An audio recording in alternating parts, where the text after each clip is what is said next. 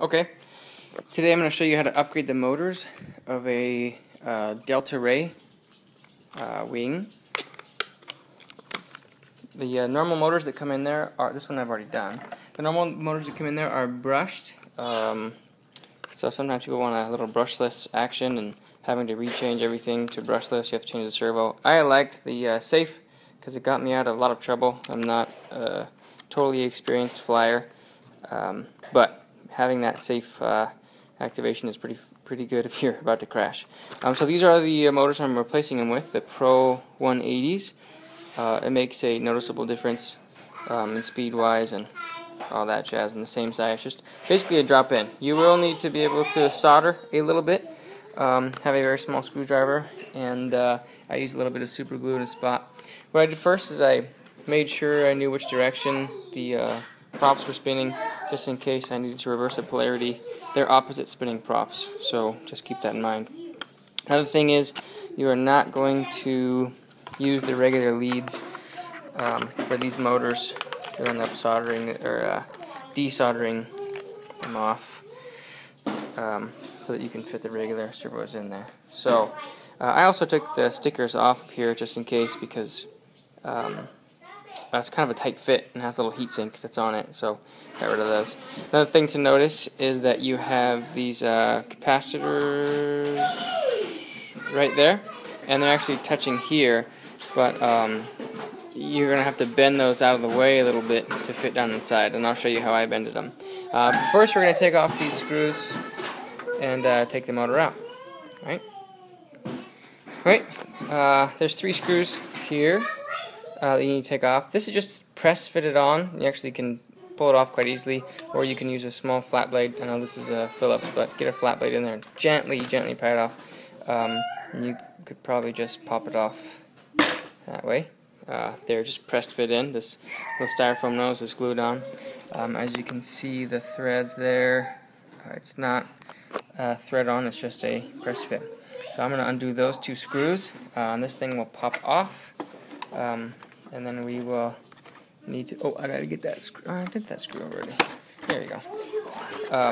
Then we gotta take the soldering off. Right? Next step. Here's the motor. Like I said, those transistors there, or the resistors there, they were flat against the housing, but in order to fit inside the mold, you gotta kind of bend them up. Make sure that those wires don't touch the metal housing. I don't know if you can see that very well. But bend them back so there's enough room to fit inside. There's a heat sink in here that you need to move. Undo the screws. As you can see, there's a heat sink there. Whether you put the resistors facing up or down, they're going to either have to fit in that little window or fit on top. Either way is okay. Probably on top is the easiest, because then you can just sit them, or I guess that's on the bottom. On top may be easiest, because then you can kind of see what they're doing in that direction. That's the way I'm going to orient this one. There is a gear on the Power 180s. I noticed they just fit right over the top, so I just left the gear on. Not a big deal. But I'm going to take the sticker off to put it on there. Right? You should take these leads off, so that's off. If you have a soldering tool, you can set it up and desolder these and pull them right off. Right? Going to the next step. Alright, here I desoldered the mounts in there. As you can see, there's a little heat sink that's on here. It will just, don't lose the screws. It'll just kind of slide off. The heat sink will kind of stay there as you slide this off. And then once you're past the opening there, there's 2 screws in the front. You hold it on there and there.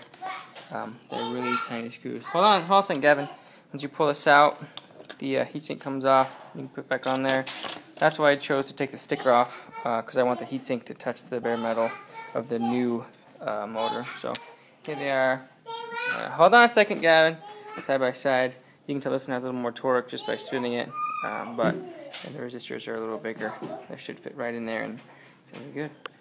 Here's the next step. Here's the new motor with the heatsink on it. It'll fit right in this little slot with the heatsink when you push it down. And then if you push it forward, it'll slide right into the holes there. Notice that the gear doesn't hit anything. The holes line up, so I just left it. And then if you look through the top here, you can see what I mean by having to make sure that those resistors are bent a little differently to fit. Let's see if we can get that to focus. Fit in there without touching the metal. Okay. So now I'm going to resolder up the things there, and then I'll test it out to make sure that it's spinning in the right direction, and then I'll put the prop on, and we'll be done. Like I said, I already did the other one, but some of you, I know I was looking for someone to do this, and there was nothing, so here's a little tutorial for those of you that have a delta ray and want a little more juice out of it. So yeah, there you go. Alright, the prop I just stuck on there real quick because I want to test the rotation. It should be spinning that direction, but you see I resoldered the thing. When you pull this thing off the first time, there is a little bit of glue right here on this pad, so it might be kind of hard to pull off at first. Just be gentle as you're pulling it off. As you know, with these delta rays, sometimes they're kind of finicky to start, so just want to make sure this is good to go here. Okay, so it should be spinning in that direction, so that's good to go. It even sounds different. It sounds a lot less noisy. I'm just going to pop this off. It's just barely on there. Alright, once I put the screws back in the front there and put those down, here's one thing that I did with the prop. Since it wasn't a twist-on, I guess you could replace the props if you want. I didn't see the numbers on this guy, but I'm sure you could look it up. What I did is I took a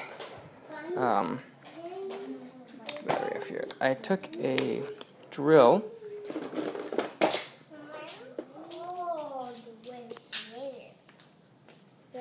I took my drill, or a drill bit. Gosh, I can't see the numbers on here. Sorry about that. And I should look this one up for you. If I can find it, then I will post it on here. But this is, I don't know if you can see, is the same diameter as the gold shaft of the gear. The gear doesn't hit, it spins freely, no big deal. But I wanted the shaft the propeller to fit down on there a little better. So I took it, I used this drill and hand drilled it, whatever that is, just about an 1/8 or 1/16 of an inch. You can see what I'm talking about there. So that the prop would fit like right against the gear. Then I put a dab of CA glue kind of in there so it will hold it firmly. Not too much in case I ever need to take it off. But I didn't want the prop to spin, or the thing to spin and just strip out the inside of this and then get into other trouble. I'm sure you can, change props, but kind of wanted to use the ones that it had. So I'm going to take this drill and I'm just going to drill out a little bit by hand, a tiny bit, so that when it fits on there, it'll press all the way over flush against that gear. Tighten everything down, and then I'll throw it up one more time, and that's how you do it, right? Alright, here's the last shot. Both motors are installed. The Xtreme Pro and 80s. I lost a screw though somewhere on the counter, so I gotta put it back in here. But it sounds different, and it noticeably more power. And yeah, I'm pretty excited. It was really easy. Stop moving, okay? Hey, be careful with your brother. He's just trying to help. Open your big foot. Open your big foot. Open your big So foot. they're both going opposite directions. If you can see, the right one is going Put your foot in now. counterclockwise, and the left one is going Stop clockwise. Stop moving. Make sure you have that down. Please. Gather it. Stop it. Stop. A little bit of something there.